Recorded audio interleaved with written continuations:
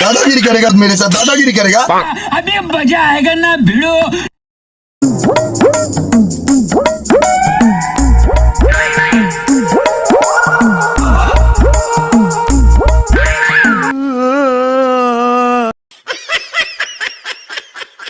तेरी दादागिरी निकाल दूंगा मैं।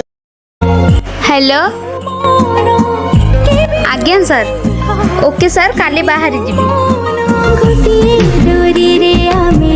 कौन है कि जॉब पाई ट्रेनिंग रे जीवी भुवनेश्वर आ 15 दिन रही के आसीबी। कौन है कि मुह सुखई देलु? मु कई मुह सुखेबे? तू तो पळले मु तो आराम रे रहिबी। आउ एमिति रे भी तू मते बहुत हैरान करू।